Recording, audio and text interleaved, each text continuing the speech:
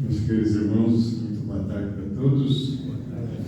Sinto-se abraçados espiritualmente nesse diazinho frio, mas que o calor humano sempre nos aquece. Eu sempre fico muito grato, quando a gente vem assumir a tribuna espírita, porque é uma possibilidade de nós trazermos aquilo que nós aprendemos na doutrina, que nós estudamos, e sempre que vem um tema para nós, normalmente quando a gente fala alto, os nossos ouvidos escutam, para depois nós poder repartir com os outros. Mas nós não encobrimos nada, A gente fala que entendeu o outro, para que todos possam participar da mesma ideia. Pois nós estamos trazendo aqui mais uma oportunidade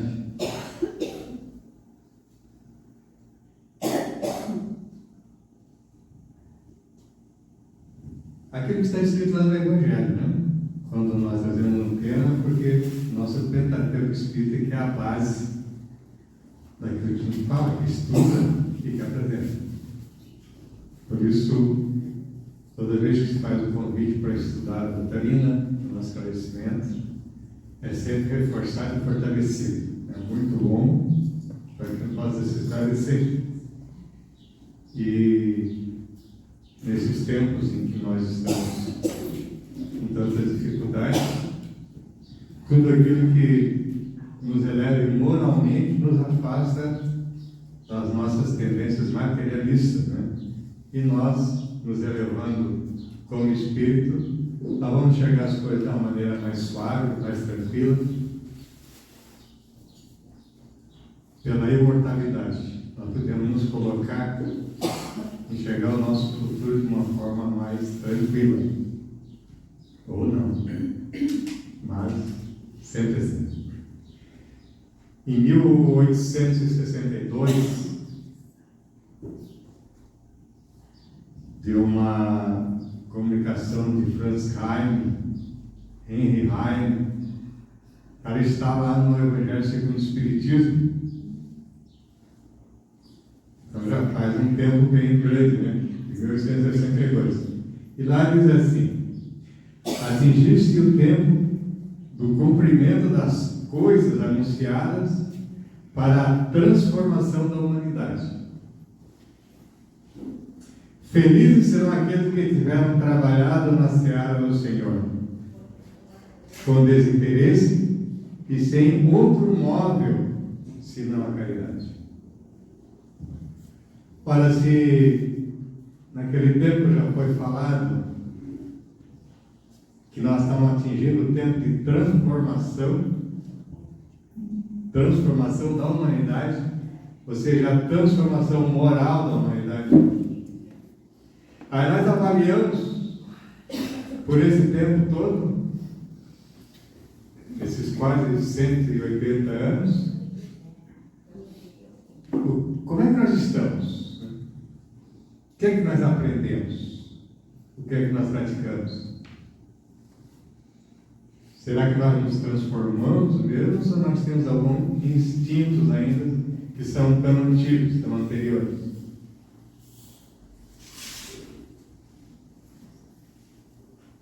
Mas veja como é interessante que a doutrina, ela nos traz esse sentido de libertação. Porque se nós falamos de transformação moral, ela faz com que nós nos desvencilhamos daqueles apegos materiais. Porque nós vamos só ter a nossa transformação moral quando o espírito ele estiver livre da matéria.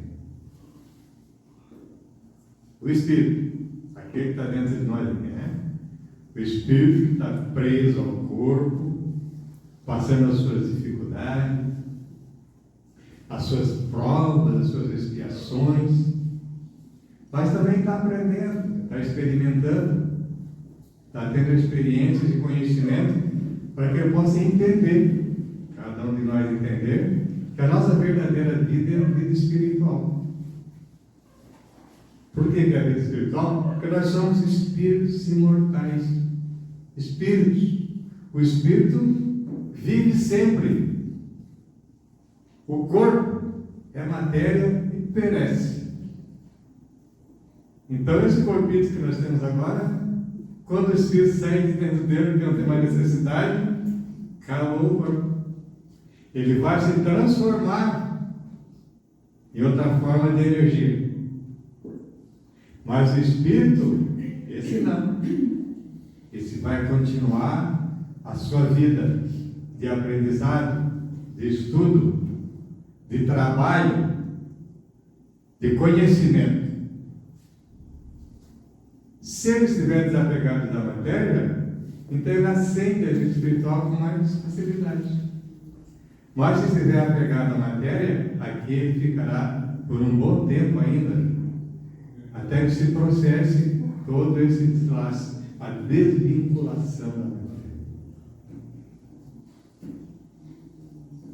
E se nós temos essa oportunidade, já foi dada para a transformação da humanidade, como é que nós fizemos uma transformação? Onde é que nós devemos buscar os conhecimentos? Em primeiro lugar, temos que dizer que nós somos espíritos que viemos reencarnando vida fora. E nós podemos ter reencarnado em outros planetas, em outros mundos habitados, ou reencarnado várias vezes aqui na Terra, tudo em condições de que nós fôssemos progredir moralmente. Porque se muitos são os mundos habitados, muitos se parecem conosco, né?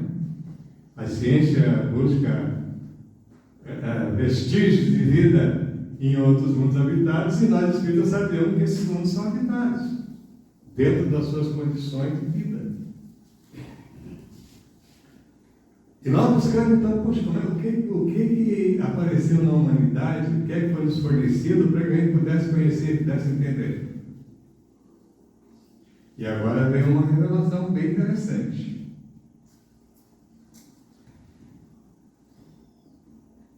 Das mesmas características que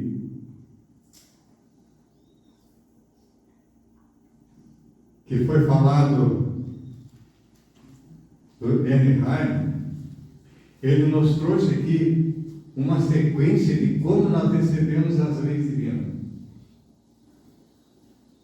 E ele diz o seguinte, assim, os espíritos são considerados trabalhadores de última hora. Nós espíritos trabalhadores de última hora. Parece que nós chegamos por último, né? Ficou na preguiça o tempo todo e agora é a última hora. Ou se vira, não. Ou aprende ou vê com a tua bolinha. Diz o seguinte, que os trabalhadores chegados à primeira hora são os profetas. Moisés, os profetas nos trouxeram todas aquelas leis divinas, né? O contato com a divindade. Os profetas lá no início, na época daquele povo, precisavam que eles falassem sobre Deus, despertassem no coração daqueles seres, que poderiam ter sido nós, sobre a realidade divina, e seguir as leis divinas para não cair nos desvios da matéria. E dessa forma o espírito ia cada vez se aperfeiçoando, se melhorando mais. Porque precisava exercer todos os débitos que tinha para a lei divina. Por isso as nossas reencarnações é essa bênção maravilhosa. Depois veio Moisés, e Moisés nos trouxe aquele ensinamento lá pelos 10 mandamentos, né? E pela lei de Daniel, despertou em nós, olha, se tu praticar o mal com a mão direita, tu vai perder essa mão direita. Se tu cometeres um deslize qualquer, se tu passar a mão na propriedade de alguém, ou, né, para não dizer, roubou, também vai ser roubado alguma coisa tua. Olho por olho, dentro por para meter medo, para fazer com que as pessoas, aqueles seres, aqueles espíritos, freassem os seus instintos e buscassem fazer as coisas corretamente.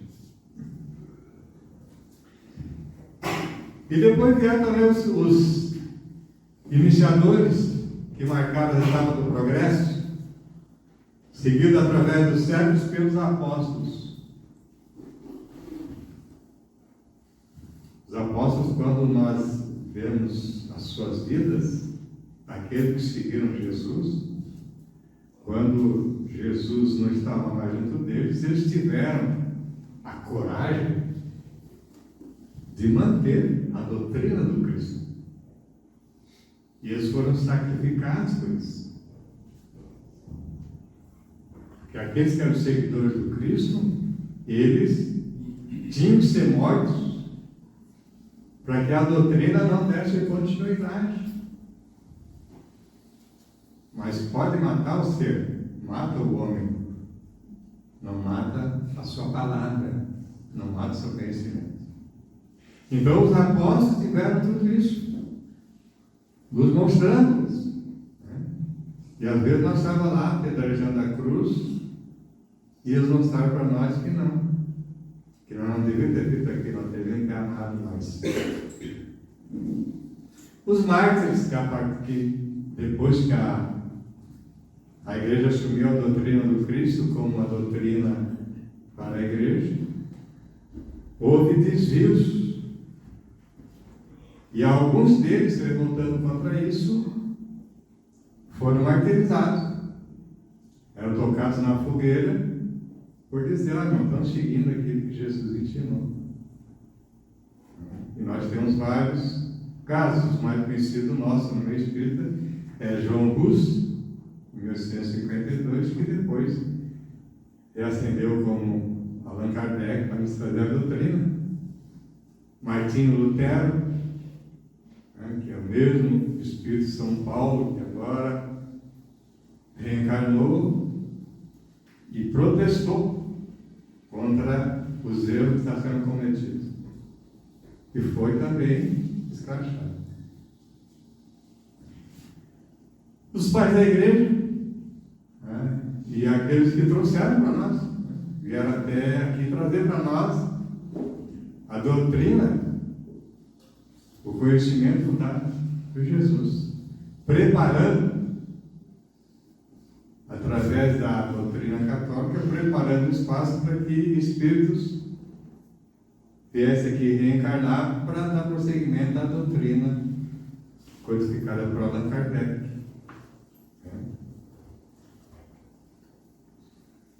Os sábios, os filósofos e, finalmente, os espíritas. Olha só, espíritas, nós herdamos todos os sacrifícios daqueles que penaram por acreditar na doutrina de Jesus. Nós herdamos todo o sacrifício e o conhecimento daqueles profetas. E nós herdamos tudo aquilo que Jesus nos trouxe como o grande Consolador. Os últimos a chegar, os espíritos aproveitam os trabalhos intelectuais dos seus antecessores.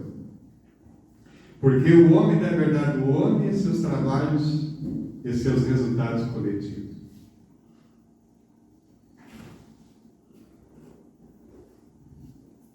E por que nós podemos analisar os espíritas que são os trabalhadores da última hora? Jesus disse numa das suas falas: se me amais, guardai os meus mandamentos, e eu pedirei a meu Pai, e Ele vos enviará um outro Consolador, a fim de que permaneça eternamente convosco, o Espírito da verdade, que o mundo não pode receber, porque não o vê e não o conhece. Mas quanto a vós, conhecê-los-eis, porque permanecerá convosco e estará em vós. Mas o Consolador, que é o Espírito Santo, que meu Pai enviará em meu nome, ensinar-vos-á todas as coisas, eu vos fará lembrar de tudo aquilo que eu vos tenho dito. Isso está lá em São João, capítulo 16. Ou seja, o próprio Jesus falando isso, que um dia nós receberíamos novamente o Consolador para rever todos aqueles seus ensinamentos. E quem é que tem, né, a base disso? São os espíritas, são aqueles que estudam a doutrina, são os adeptos do Espiritismo, porque nós temos essas revelações todas. E nós acreditamos nisso, nós concordamos com isso. Através das obras codificadas por Kardec, no estudo, no aprendizado, nós intelectualizamos. E na prática, nós observamos como existe essa realidade. Então, nós, se atingimos esta oportunidade, se atingimos o tempo que já era naquela, em 1862, quando foi revelado isso, nós tivemos todo esse tempo ainda para aprender, para buscar essa realidade, para rever os conhecimentos de Jesus e colocar em prática.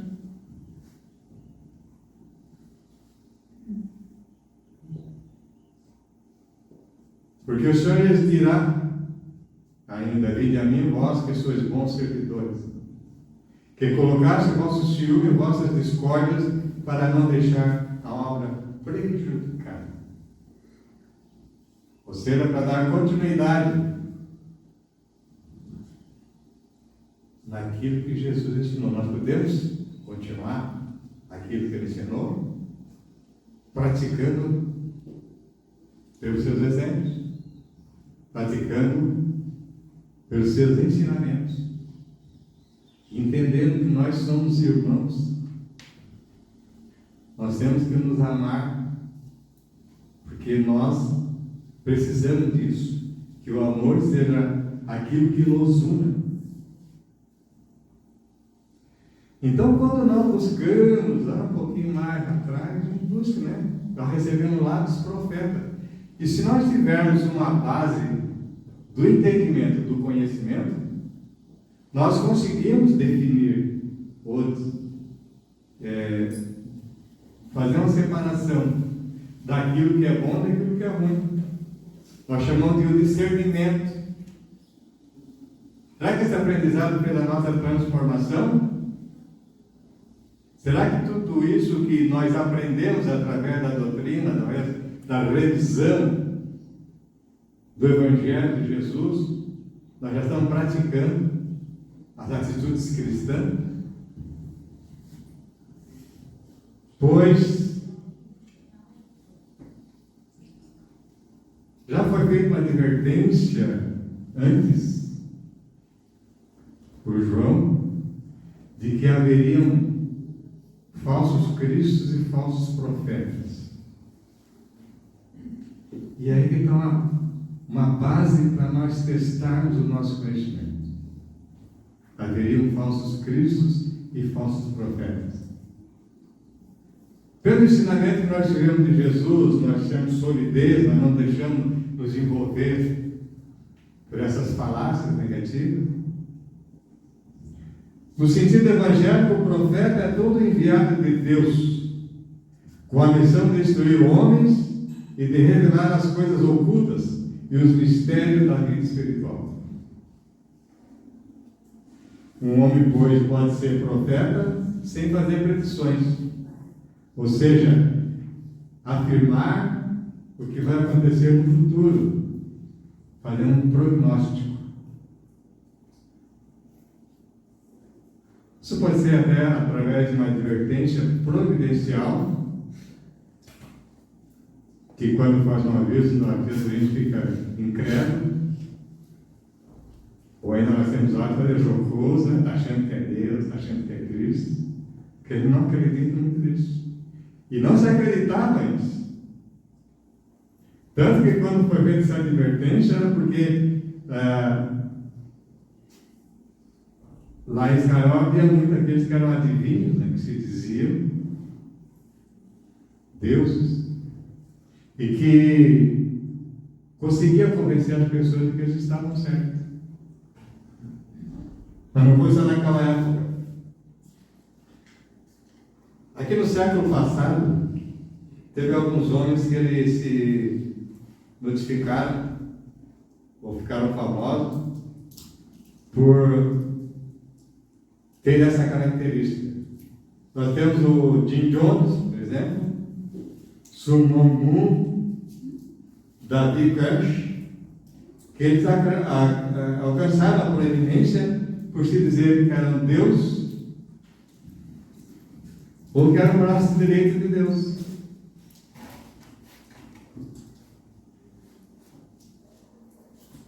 É interessante isso, né? E é tão interessante que lá o reverendo Moon, lá ele conseguiu angariar tantos adeptos, se dizendo o braço direito de Deus, profetizando, e daqui a pouco nós vamos tomar um chazinho aí, para a gente se encontrar com Deus. E todos morreram, só ele ficou Deus. Quanta falta faz no conhecimento, quanta faz no entendimento e a base, e acreditar naquilo realmente que nós estudamos, que nós aprendemos.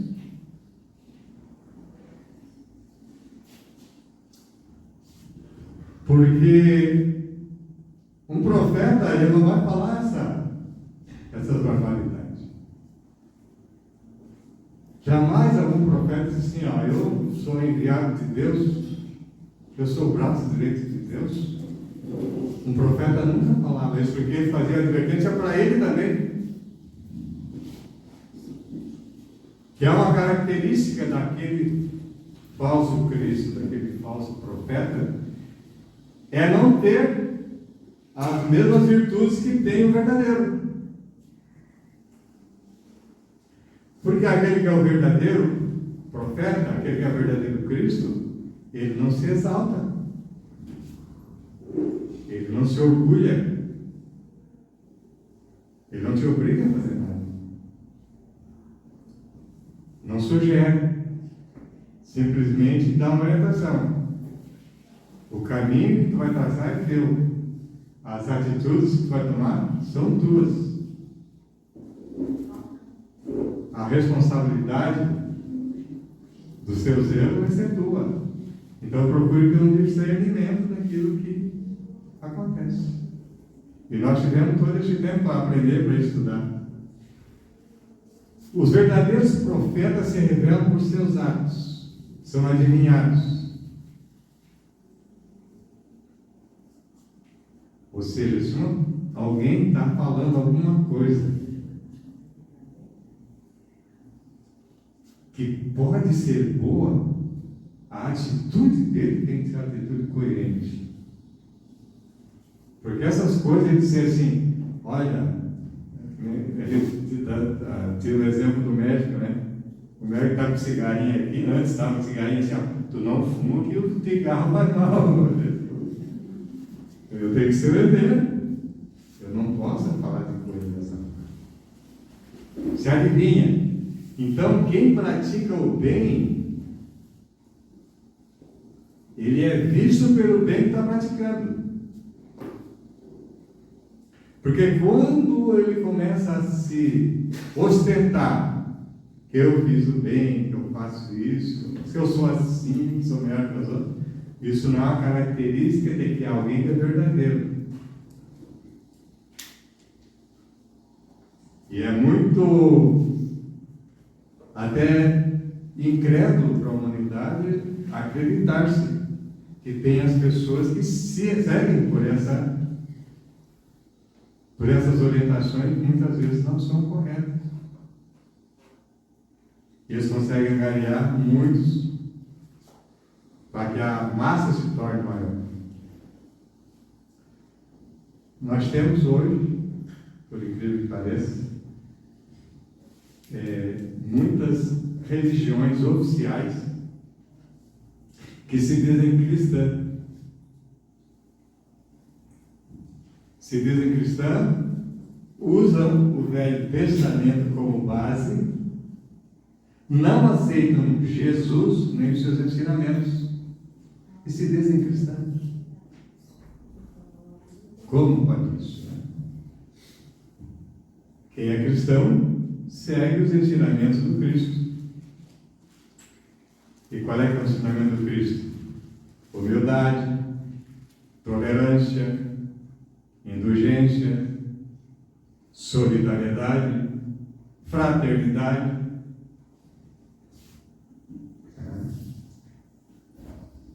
E muitos pregam seu interesse próprio, contrariando a caridade. Quando nós olhamos o exemplo de Jesus, né, que às vezes deitava em cima de uma pedra para descansar, andava com simplicidade, sem ostentação. Então a gente nota a diferença que era um e outro. O que é o anticristo? E o que é um falso profeta?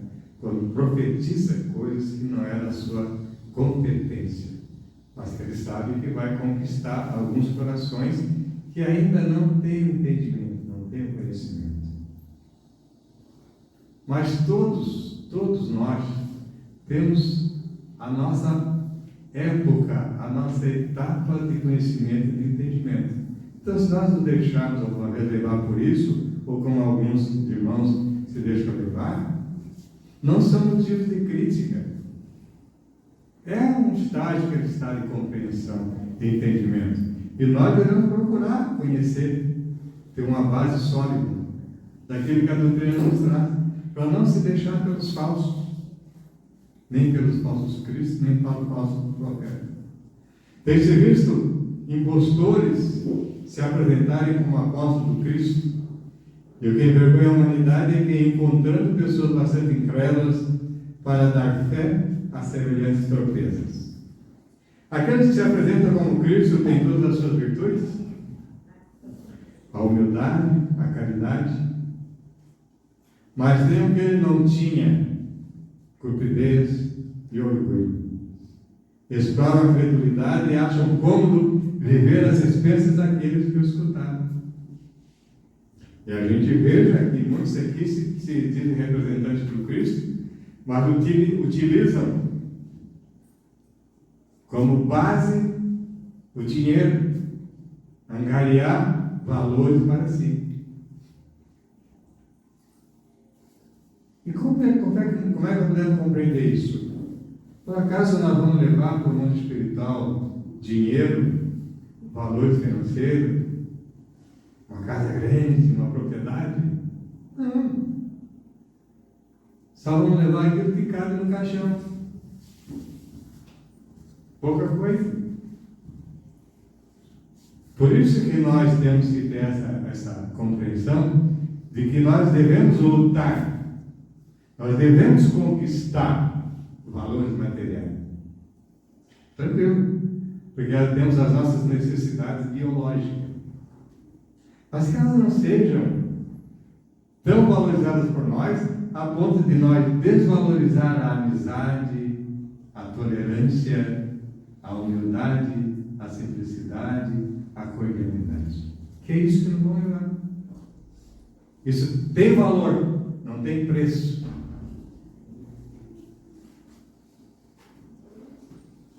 E nós notamos, através dessas falsas mensagens, que não precisa, né, ser esse profeta antigo, mas no tempo de hoje, um homem, uma mulher, uma pessoa que consiga trazer pela intuição ou pela influenciação essas palavras que conversam as pessoas, elas podem angariar pessoas para isso, mesmo que sejam falsas. Vamos pegar um exemplo bem marcante, atual. Faz bem pouco tempo, através de algumas falácias aí, nós estávamos separados. Nós nos separamos aí em 2 partidos políticos. Você se lembra disso? Que coisa séria. A mídia influenciava as pessoas. Na rua parecia que estava assim, entre inimigos, guerreando um contra o outro. É uma coisa absurda. Era fake news, era um monte de news por aí, e as pessoas acreditavam tenazmente naquilo. Entre famílias, entre amigos, discussões, mortes e coisas parecidas. Nós nos separamos. Porque ali não estava colocado os valores morais. Ali estava sendo colocado apenas os valores materiais, os interesses materiais. Mas depois aconteceu uma coisa mais moderna, mais atual. Agora, com a enchente que deu aqui. Gente, que maravilha! A solidariedade brotou no coração das pessoas e ninguém estava perguntando de que partido que é, porque time tu torce, qual é a tua cor, eu vou te ajudar. Seja um ser humano, seja um cachorro, seja um porco, seja alguma coisa. Isso é solidariedade. Essa é a nossa vocação.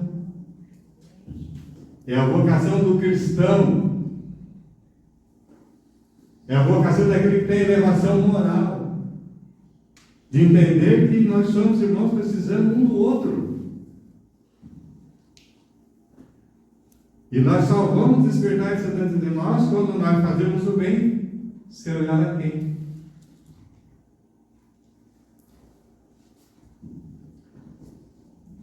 Na erradicidade, seja no mundo espiritual, nós temos aqueles que tiveram essas ideias separatistas que conseguem ainda influenciar essas pessoas. É por isso que acontece essas coisas. Porque se existem pessoas más na Terra, os espíritos maus ainda vão estar aqui, porque tem um campo farto de influenciação para fazer as coisas negativas, para dar as ideias que vão separar-nos. E nós, isso nós viemos fazer na Terra. Nós nos encarnamos para sermos felizes e para nos unir. Porque nós somos espíritos que temos que dar continuidade nos nossos trabalhos no mundo espiritual. A nossa equipe tem que ser um feixe unido, que pense da mesma forma. E nós só vamos unir pela solidariedade, pela fraternidade. Como definiu lá no Livro dos Espíritos, a caridade, Jesus pela sua definição, que é a bondade para com todos, a indulgência para com as faltas alheias e o perdão das ofensas. E quando nós buscamos por chegar o tempo da transformação, nós nos transformamos hoje, nós estamos transformados, nós já somos solidários, fraternos. Nós buscamos aquilo que Jesus nos ensinou.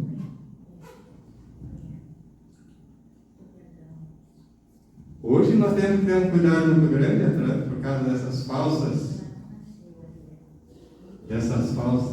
ideias, porque existe até a inteligência artificial, né? De repente tem um profeta, alguém falando algo tão elevado que conquista a inteligência das pessoas. E nós temos que nos preparar para ver, aquela sílaba fonética não coincide com o lábio que está se movimentando. Hoje é falso. Até isso a gente tem que se preocupar. Mas faz parte tudo isso, essas coisas positivas ou negativas, para que nós tenhamos conhecimento de nós mesmos. Se nós temos a capacidade de seguir aqueles ensinamentos que os profetas de Deus, que Jesus, que os bons espíritos trouxeram, para não nos deixar enganar. E quando nós nos analisarmos mais, nós buscamos a palavra de Jesus, a palavra dos talentos, quando nós recebemos tantos talentos, tantos valores, para que encarnarmos e distribuir esses valores, nós distribuímos os nossos sorrisos, os nossos abraços, nós distribuímos as nossas palavras cordiais, a nossa gentileza. É por isso que lá diz, né? Que quando for te apresentado para Deus, tu vais ter esses valores multiplicados. Se tiver multiplicados, vinde a mim, bons servidores, e aproveitai.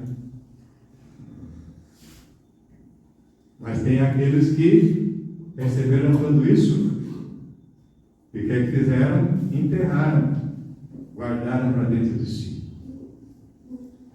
Aquela história do conhecimento, se eu conheço e ninguém mais conhecer, eu vou dominar as massas.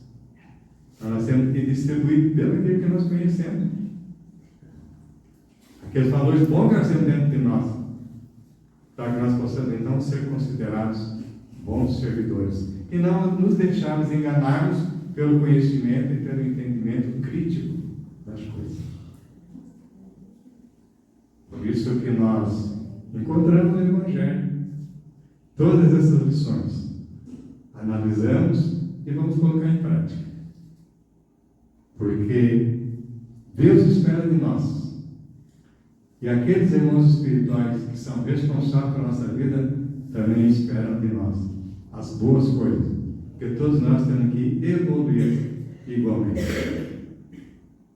Que possamos estar sempre aí, observando como é que nós estamos sendo, para que a gente possa colher aquilo que plantou, mas com muito critério, com muita segurança e com muita dedicação.